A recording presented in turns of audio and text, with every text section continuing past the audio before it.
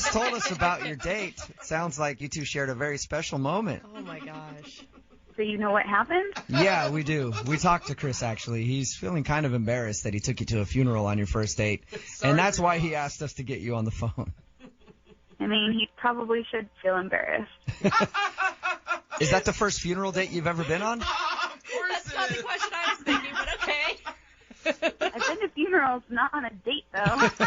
What was going through your mind when he picked you up and took you to a funeral? First of all, I was really confused.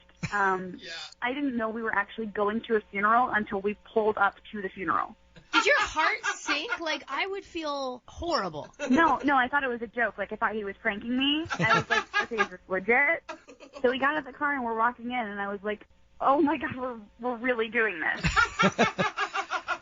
So, is it the funeral? Is that why you're not calling him back? I mean, I don't know another reason why you wouldn't call a guy back if he took you to a funeral. Do you need another reason? You know, I actually felt really bad for him at the start of the funeral. He looked like he was really sad, and he knew the lady, and... Do you think that he, like, took you just because maybe he needed some emotional support or something? Maybe, but don't you, like, call your best friend for emotional support? Well, apparently it was his best friend's funeral, or his best friend's grandma's funeral, so he was already there. Here's the deal, though. I never met his best friend. Oh, you didn't? No, like, we were there, and I never met his best friend. Well, I mean, I could see, like, his best friend was probably busy. If his grandmother just died, maybe he was, with his other family and things. Right. No, like, I get that. I mean, you gotta feel bad for the guy, but there were other weird people and things there. Like, it didn't seem right. What do you mean? Yeah. Like you said, okay, I felt bad for the guy, right? But I feel like maybe he was setting me up to feel bad for him. Setting you up? How? I don't know. Like, I met people there, and they didn't seem like they really knew who he was. What? That's weird. What do you mean? He was just walking up to people, introducing himself. They're like, who are you?